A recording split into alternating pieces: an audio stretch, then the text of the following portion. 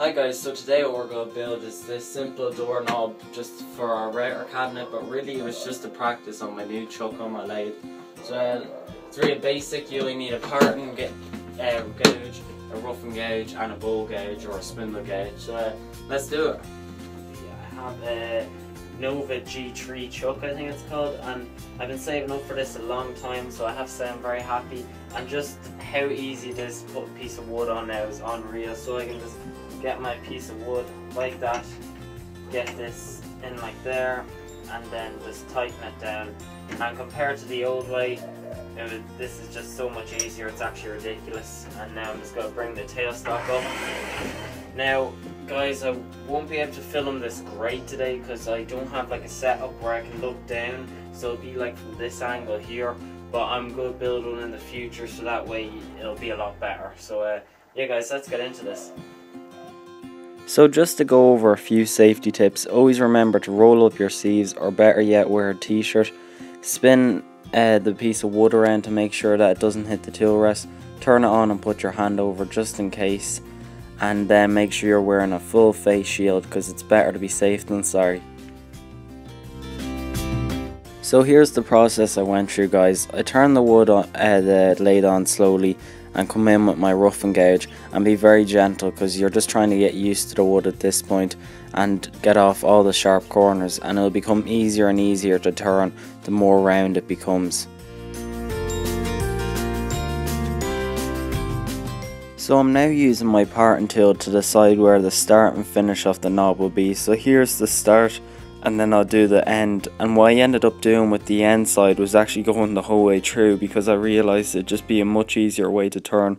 And I don't go too far in at this point because I still want a good bit of thickness so the wood doesn't break off. What you can actually see me doing here is just using my hand just to give me a rough idea of the size I want it. And this is one of the great things about turning. You never need to be too exact and you can just do what you feel like doing.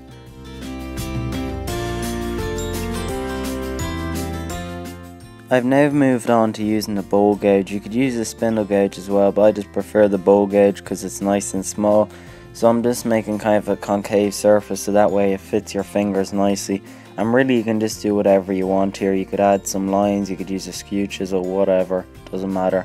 And here's just some more shots of me using my bowl gauge, just making it smaller and smaller.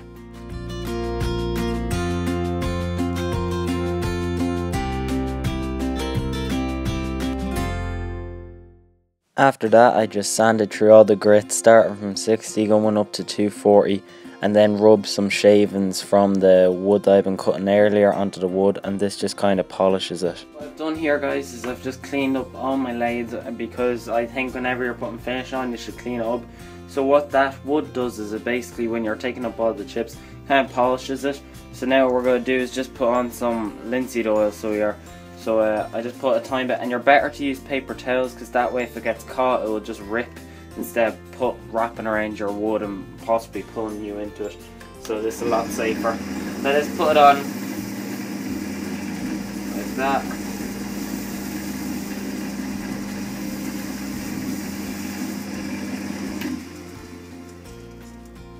And as you can see it looks really nice. There's the mahogany and there's the oak obviously. So I'm just gonna apply a bit more like that, and then what I do is I just you should reuse a new paper towel, but I just have this one here, so I'm just gonna find the dry part of it like that, and then just wipe off the excess.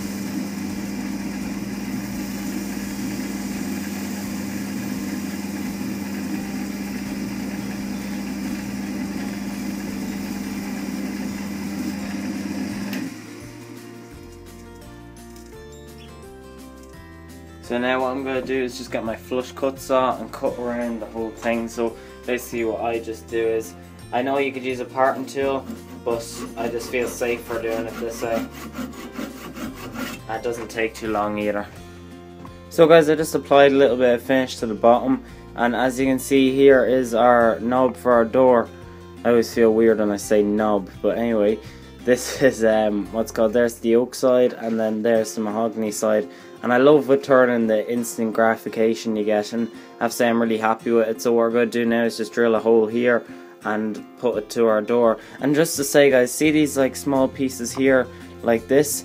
These are perfectly usable. That's what's great about having a chuck now, because I don't need screws. I could turn an air knob with this, and then with this little piece that I cut off earlier, I could turn something else with. So always keep them, guys, because turning, you can turn really small things with. Here it is, as you can see. So if you just want to see it, the cabinet doesn't really suit the cabinet, to be honest. But it was just really to practice some turning, and it's nice to have a handle actually on it, to be honest. So as you can see, there's the mahogany side, if I just focus, and then there is the oak side. So yeah, guys, thanks for watching. Please comment, rate and subscribe, and remember, a clean shop is a safe shop. Thanks for watching.